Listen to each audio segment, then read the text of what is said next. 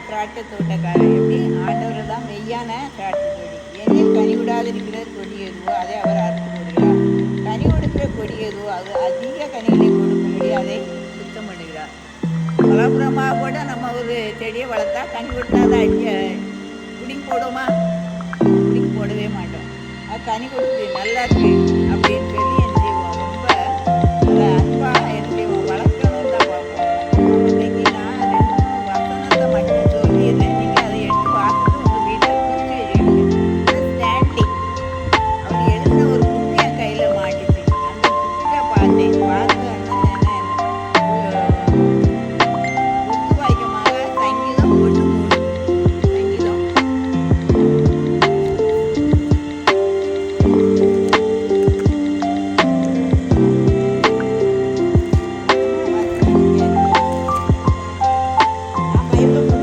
அவன் நீர்க்கால்களின் ஓரமாய் நடப்பட்டு தன் காலத்தில் தன் கனியை தந்து இளையுறங்கிற மரத்தை போல் இருப்பான். அவன் செய்வதெல்லாம் வாய்க்கும். தற்காலத்தில் தன்கனியை தன் இலையுதிராதிருக்க மரத்தை போல் இருப்பான். அப்போ இன்றைக்கு பார்க்கும்போது அநேக காரியங்களில் உலகப்புறமாக ஆசீர்வாதம் இல்லாதபடி நம்மளுக்கு என்ன செய்யுது? தற்காலத்தில் நம்ம பிள்ளைகளை திருமணமா மற்ற காரியமா நம்மளுக்கு கிடைக்கலையே அப்படின்னு சொல்லி என்ன செய்வோம்? யோசிப்போம். அப்போ இந்த கனியை கொடுக்கணும்னா தேவ ராஜ்யத்தின் கனியை நம்ம பெற்றுக்கொள்ளணுமா? என்ன செய்யணுமா? யாரும் கோபப்படக்கூடாது. எனக்கு ஸ்டான்லி புக்கு கிடைச்சிச்சு. நான் நிறைய பரசங்க புக்கு வச்சுருக்கேன். எங்கே போட்டு எப்படி இருக்குன்னு தெரியாது. ஆனால் இன்றைக்கி ஸ்டான்லி நேரத்தில் அவர் 1947 பிறந்திருக்காரு. 2வது பிறப்பு 1966 ரட்சிக்கப்பட்டிருப்பார் போல. மறுபடியும் பிறந்தேன். எனக்கு சொந்த ஊர் நேரத்துக்கு அவர் எழுதியிருக்கார் பாருங்க. நான் பிறந்தது 1947 மறுபடியும் பிறந்தது சொந்த ஊராகிய நாசரேத் அப்படின்னு சொல்லி அந்த புக்கில் நாசரேத் படத்தை போட்டு அவர் போடுறாரு. அப்போ நம்ம அவருடைய கனியை பெற்றுக்கொள்ள வேண்டும்னா நீங்கள் அந்த வசனத்தை கூட எழுதி வச்சுக்கிட்டு வீட்டுக்கு போய் வாசிக்க. அத்தனை 8 வசனம் அவர் எனக்கு இந்த கனி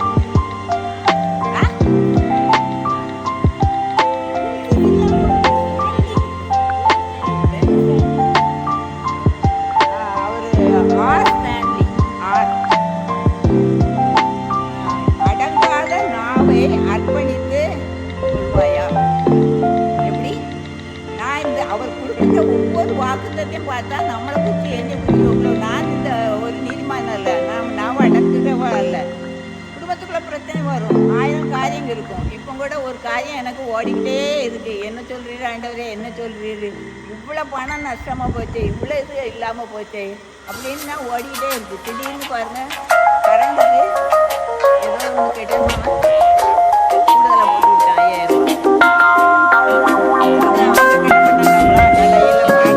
Do you love me, Matthew? I do. Honestly? Yes. Secretly, but honestly. No more secrets.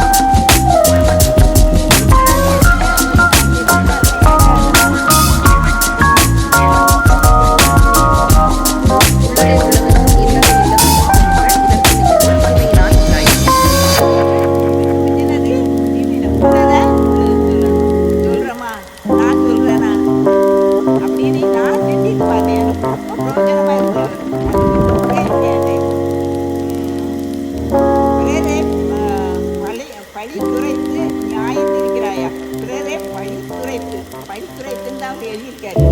அது நியாயம் இருக்கிறாயா. பிறரை நம்ம இது வழியா ஒன்றும் பேசக்கூடாது.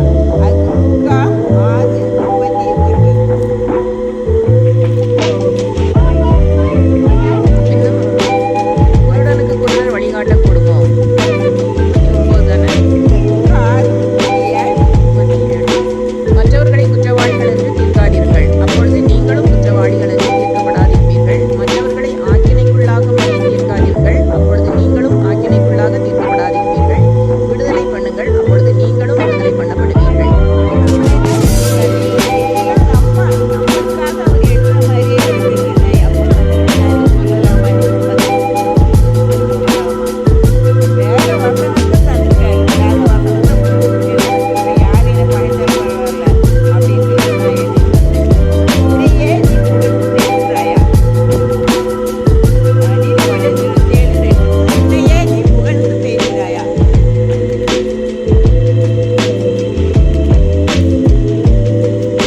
நீதிமொழிகள் 27:2. உன் வாய் அல்ல, புறத்தியானே உன்னை புகழட்டும். உன் உதடு அல்ல, அந்நியனே உன்னை புகழட்டும். நம்ம வாயை நம்ம மூடக்கூடாது. அந்நியன்னா ஏசப்பாவை அறியாத ஆட்கள் அப்படிதானே. அவங்க கூட நம்மளை என்ன செய்யணுமா, நம்முடைய பேச்சை பற்றி புகழ் பேசணும்.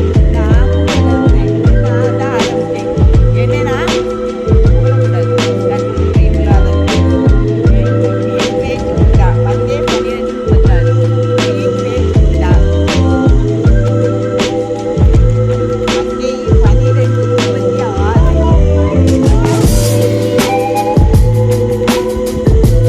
மனுஷர் பேசும் வீணான வார்த்தைகள் யாவையும் குறித்து நியாயத்தீர்ப்பு நாளிலே கணக்கு ஒப்புவிக்க வேண்டும் என்று உங்களுக்கு சொல்கிறேன்.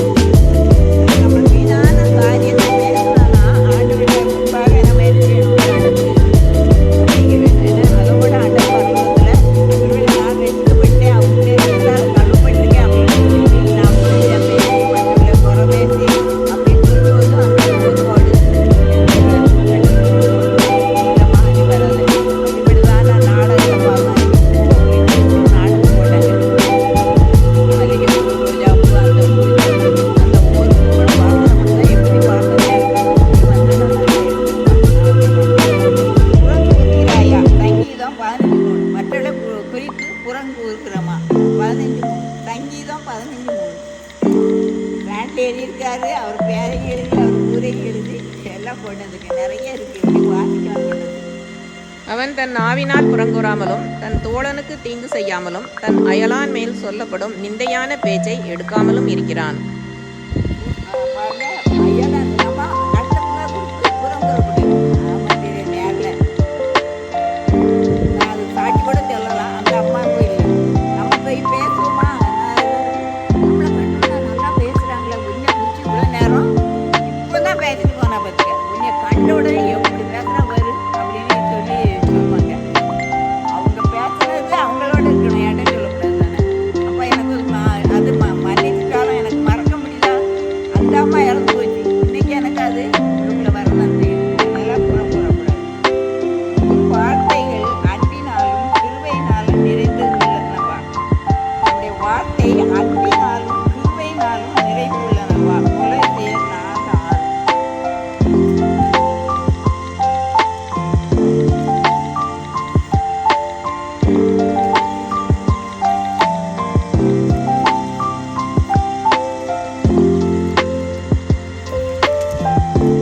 அது என்ன வாசியா மாமா வாசி.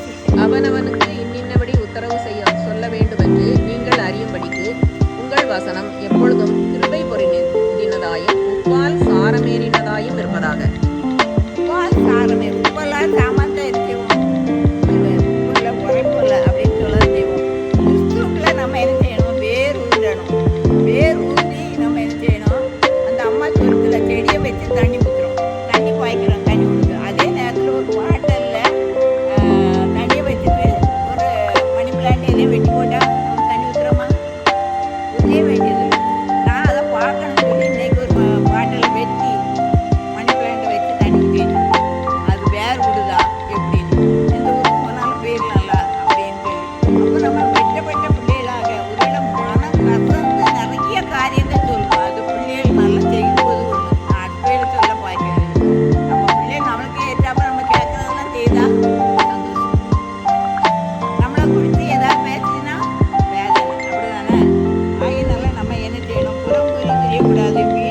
இடம் கொடுக்கக்கூடாது, பிறரை பகைத்து பேசக்கூடாது, பொய் சொல்கிறத என்ன செய்யணும், விட்டுறணும்.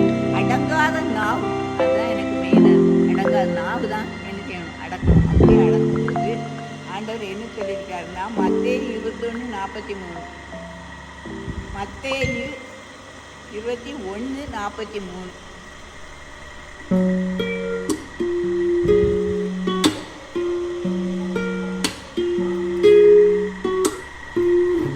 யாராவது வச்சீங்க?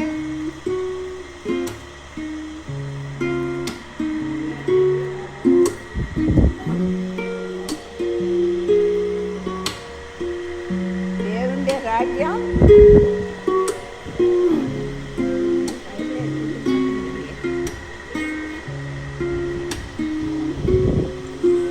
தேவனுடைய ராஜ்யத்தில் கனியை நம்ம பெற்றுக்கொள்ள வேண்டும்னா பாவ வாழ்க்கையில விட்டு நம்ம மனம் திரும்பணும். மனம் திரும்பினாதான் நம்ம என்ன செய்ய முடியும், அவர் கேட்ட கனிகளை கொடுக்க முடியும். மனம் திரும்பினா எப்படின்னா அவருடைய ரத்தத்தால் கழுவிடணும். முக்கியமாக ஒருவேளை சிலனைக்கு ஜெபமே பண்ண முடியாது, படுத்துவோம், கொஞ்ச நேரம் கூட ஜெபம் பண்ண முடியாது, இருந்தோ படுத்தோ ஜெபம் பண்ண முடியாது. அப்போ நினைச்சிட்டே இருப்போம், அந்த இது அப்படியே அது இப்படி பலவிதமான பாடுகளுக்குள்ள நம்ம போயிட்டே இருக்கோம். ஆனால் பாருங்க, அந்த லூக்காவில் ஒரு 13:9 என்ன சொல்லப்படுவான், இந்த மரம் இன்னும் இருக்கட்டும், இது கனி கொடுத்தால் பார்ப்போம், இல்லைன்னா இதை வெட்டி போடுவோம் அப்படின்னு தான் சொல்லுவான். அதனால நம்ம திருப்பி கேட்ட கனிகளை கொடுக்கும்போது வெளிப்படுத்தல் 2:2, வெளிப்படுத்தல் 2:2.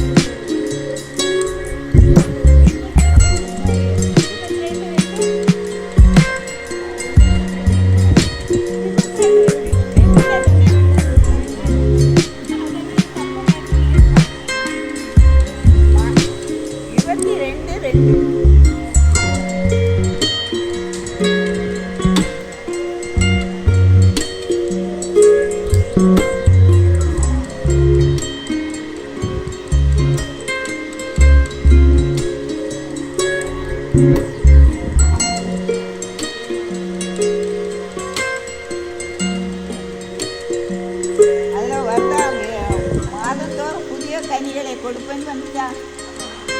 அது காசு கேட்கல, அதனால தான் நான் கேட்குறேன். அப்போ மாதந்தோறும் புதிய கனியை கொடுக்கணும்னா அப்போ தினமும் நம்ம என்ன செய்யணும், பாவத்துக்கு விலகி நம்ம நாவை அடக்கணும். இன்றைக்கி நம்ம ஒருவேளை என்னால் இதை சொல்லிகிட்டே தான் இருக்கோம் அப்படின்னு சொல்லிட்டு போனோன்னா ஆண்டவருக்கு பிரியமில்லாத காரியம் மாற்றம். மனம் என்ன செய்யணும், ஏற்ற கனிகளை கொடுக்கணும். மத்தேயு 1:1 வாசிக்க, மத்தேயு 3:8.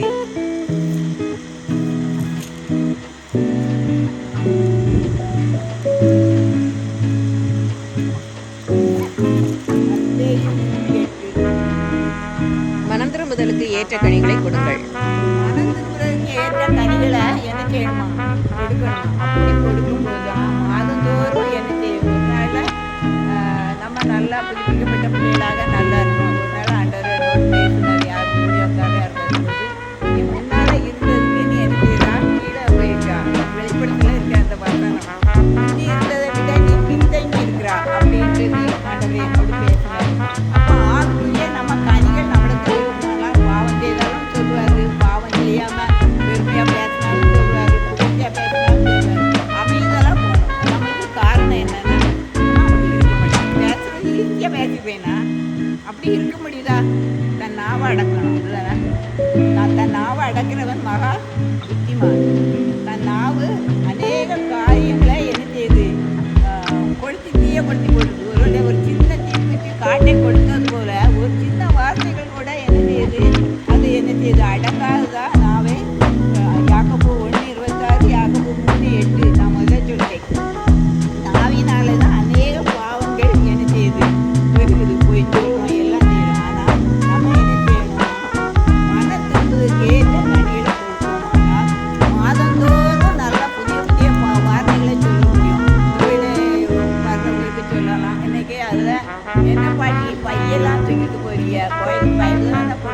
என்னங்க போட்டிருக்காருன்னு கேட்டான். என்னங்க ரொம்ப பொய்யா சொல்ல முடியும்? இல்லை கொஞ்சோண்டு டீ கொண்டு போவேன் புதன்கிழமை மட்டும். பொய் சொன்னா தப்பு தானே? அவர் கேட்காரு ஒரு இந்துக்காரு, என்ன பையே நிறைய பையெல்லாம் தூக்கிட்டு போறீல அப்படின்னு சொல்லி. அப்போ என்ன செய்யணும், அதில் கூட ஆண்டவர் நீ என்ன செய்யாத, பாவம் செய்யாத, நீ அற்புதத்தை இன்னைக்கு என் மகிழ்ச்சியை சாப்பிட்டுக்கே மாட்டேன். அப்போ இலையுமே போன் போடுவான், சாப்பிட்டீங்களா, என்ன சாப்பிட்டேன், சோரம் சாப்பிட்டுருக்க மாட்டேன், ஒன்றும் சாப்பிட்டுருக்க மாட்டேன், இப்போ தான் சாப்பிட்டேன் 2 தோசை, எல்லாம் 2 இட்லி தேனை வச்சு சாப்பிட்டேன். சாப்பிடாம இருக்கன்னைக்கு அப்படி சொல்லு, சாப்பிடாம இருக்கன்னைக்கு சாப்பிட்டேன்னு சொல்லுவேன். அது தேவனுக்கு புரியுமா? இல்லை, ஏன் பிள்ளைகள் வருத்தப்படக்கூடாது, பிள்ளைகள் அங்கிருந்து வேதனைப்படக்கூடாது அப்படின்னு. இன்னைக்கு 2 பிஸ்கெட்டும் பால் குடித்தேன், அப்போ அம்மைக்கு அது போதும் அப்படின்னு சொல்லி சொல்லிடுவாங்க. ஆகினால அதில் கூட ஒரு சொல்லிட்டு என்ன செய்வேன் தெரியுமா, என் பையனை வருத்தப்பட்டுருவேன். ஆ என்னம்மா அப்படி இப்பதான் சாப்பிடுறது, இப்படி சாப்பிட மாட்டேல்ல, அவன் 10 மணிக்கெல்லாம் படுக்க போச்சுன்னா சாப்பிட்டு வாங்கிட்டு படுப்பான். அப்புறம் சாப்பிட்டுட்டே மாத்திரை இப்பதான் சாப்பிட்டுருக்க மாட்டேன், சாப்பிட மாட்டேன், இன்னைக்கு மணல சாப்பிட மாட்டேன்,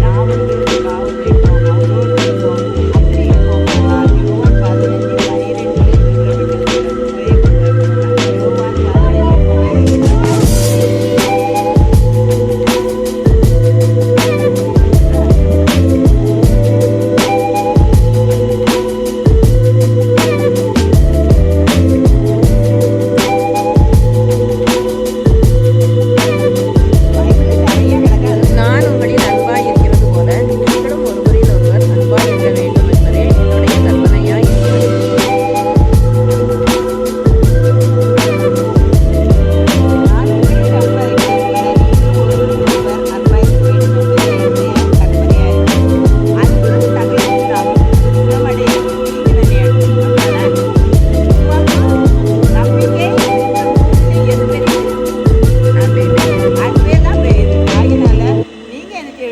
வெட்டப்பட்ட மரமாயிராதபடி நல்ல கனி கொடுக்குற, ஒருவேளை ஒரு வேப்ப மரத்தில் போய் நம்ம என்ன செய்ய முடியும், பலாப்பழத்தை பார்க்க முடியுமா?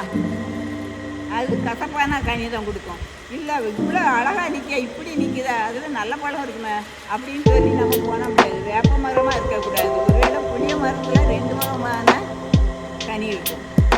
புளி நல்லா இனிக்கும், புளி துவக்கும், புளிப்பு வாயில் வைக்க முடியாது.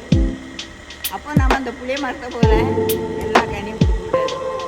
என்ன கனி கொடுக்கணும்? மாம்பழம் போல பிள்ளை கனி, திகட்டாத கனி. அதே மாதிரி மாம்பழமும் திகட்டாத கனி. சீனி கிழங்க தின்ன செவியாக அறுத்துக்கிட்ட கூட சீனி கிழங்கு கொடுப்போம். அப்படி ஒரு பழமொழி உண்டுன்னு பாட்டு சொல்லுவாங்க. சீனி கிழங்கு அவிச்சு வச்சுட்டு இல்லை, நம்மளே அப்படி சொல்லுவோம். எங்கள் பாட்டி சீனி கிழங்க அவிச்சு திங்கக்கூடாது, இனிமேல் வேண்டாம்னு செவியாக அறுத்த கூட அந்த சீனி கிழங்க தின்னுட்டு இருக்கோம். இப்படி ஒரு பழமொழியை ஏதோ ஒன்று சொல்லுவேன், பண்ணியோ கண்ணியோ, அது எனக்கு ஞாபகம் இல்லை. ஆகியனால நம்ம என்ன செய்யணும், கர்த்தருக்கு பிரியமாக நடக்கணும்னா இதில் பரலோக ஆசீர்வாதத்தை நம்ம பெற்றுக்கொள்ள வேண்டும்னா இன்றைக்கி பாருங்கள், பாவத்துக்கு மேலே பாவம், அதெல்லாம் சொல்ல நேரம். இந்த எப்பயாருன்னு ஒன்று போடுவான் பாப்பியம்மா, எப்பயார் போடுவான் 9 வரைக்கு போடுவான் சன் டிவியில். அவ்வளோ பொண்ணாத பெண்கள் நேற்று ஒரு புத்தனை பொண்ணு லவ்வரு கூட போகணுமா, அதுக்கு நல்ல அந்த பையன் புத்தனை பொண்ணு குடலை உருவி ஒரு கிட்னி எடுத்து வச்சுட்டான். குடலை உருவி ஒரு பாக்கெட்டில் போட்டுக்கிட்டு தான் போலீஸ் போயிட்டான். என்ன மோசமான சூழ்நிலை. 3 பெஞ்சாதிகளை எல்லாத்தையும் அதையே தான் போடுறான். ஒன்று மகன் போன இடத்துல பிள்ளைய கெடுத்துட்டாங்கன்னா, அப்படி இல்லைன்னா அடுத்தவங்க கூட இருந்துக்கிட்டு இந்த பிள்ளைய அவனுக்கு 39 வயசா, அவளுக்கு 30 வயசா, 2 பிள்ளைகள் இருக்கான். அவள் என்ன செய்கிறான், இருபத்தி கூட போயிட்டு அந்த அவன் கொஞ்சம் கடன் இருக்கும் போல, அதனால ஒரு நிலம் வாங்கினானா அந்த நிலம் தான் மனைவி பேருக்கு எழுதி வச்சுட்டான். அவன் பாருங்க, அவன் லவ் பண்ணிடவே இவ்வளோக்குள்ளே பாஞ்சுட்டான். அந்த நிலத்தை விற்று அவன் பேருக்கு எழுதி வை, அந்த பணத்தை கொண்டாந்துட்டான். எத்தனை லட்சத்துக்கு விற்றுருக்கா, 7 லட்சத்துக்கு விற்று கொண்டு போயிட்டான். கொண்டு போய் அவன்கிட்ட கொடுத்துட்டு அவன்கிட்ட வாழ்கிறான். அவன் கேட்டு போயிட்டான். அப்போ 2 பிள்ளைகளுக்கு போல அந்த அவள் பணத்தை எடுக்க போகும்போது பிள்ளைகள் பேருக்கு எழுதி நீ என்னை பிடிக்கலன்னா போ, பிள்ளைகள் பேருக்கு எழுதி அப்படின்னு சொன்னான். எழுதி வைக்க முடியாதுன்னு உடனே அந்த இடத்துல பேங்க்லேயே வச்சு கொலை பண்ணிட்டு நேரமே ஆச்சரியம். அங்கே எப்படி மோசமான ஒரு உலகம் நடக்குது, பயங்கரமாக நடக்குது. இப்படிப்பட்டதான காரியத்துக்கு நம்ம ஜெபிக்கணும். இதை பார்த்துட்டு தான் எனக்கு தூங்குறது செல்லில் எப்பயார் நீ போடுற இடத்த பாருங்க, அதில் எப்போ செய்து வருது அதை பார்க்கறது மட்டும் இல்லை, அதுக்காக ஜெபிக்கணும். தேசத்தில் பயங்கரமான காரியங்கள் நடந்து கொண்டே இருக்குது. இனி காலம் செல்லாது. ஏதோ தேசமாக அந்த ஊரை மறந்துட்டேன். அது என்னன்னா வியாதி, கொரோனா மாதிரி ஒரு வியாதி. 2305 பேர் இறந்து அப்படியே புளிய தோண்டி அப்படியே தூக்கிட்டு போடுறாங்க. என்ன நாடுன்னு எழுதி வைக்கணும் போல. 2305 பேர் செத்துட்டாங்க, அப்படியே பாடியோடு போகிறாங்க. இந்தியாவுக்கு வராதபடி ஜெபிங்க. இப்போ டெங்கு காய்ச்சல் 215 பேருக்கு தமிழ்நாட்டில் டெங்கு காய்ச்சல் இருக்காங்க. நீ சுகாதாரத்திலேருந்து போடுறோம். அப்போ அதுக்குள்ளே நம்ம என்ன செய்யணும், பார்க்கணும், செய்தி பார்க்கணும். இது படம் பார்க்கறது இல்லை, சுவாசந்தத்தில் பார்க்கறது தான். ஒத்தையில் சாப்பிடணும், அங்கே பார்த்துக்கிட்டு பேசிக்கிட்டே சாப்பிடும். ஆகையினால இதுக்காக ஜெபிப்போம். விசேஷமாக ரொம்ப பாரம், ரொம்ப கஷ்டம் என் மனசில். ஐயா கூட யார் வீட்லையும் வச்சுக்கலாமா கேட்டோம். இந்த நாள் நம்ம யார் வீட்டையாவது இந்த கூட்டம் வைக்கணும்னு சொல்லி ஜெயிப்போம். நானும் கீழே தெரியல 2 வீட்டில் போய் காலில் விழாமல் கேட்டு பார்த்தேன். நல்லா ரெட்டிக்கப்பட்ட பிள்ளைகள் நல்ல இதுதான். காரணம் என்ன, என் பாவமோ என்ன அக்கிரமோ என் பெருமையோ என்னது தெரியல. இந்த கூட்டத்தை வீட்டில் வைக்கிறதுக்கு தான் ஏற்படுத்தினது. இப்போ உங்கள் வீட்டில் வந்து வைக்கணும்னா உனக்காக, உன் பிள்ளைக்காக, உன்னுடைய தேவைக்காக அப்படி தானே ஜெயிப்போம். ஜெபிப்போமா வேண்டாமா சொல்லு. அதனால இந்த கூட்டத்துக்காக ஒரு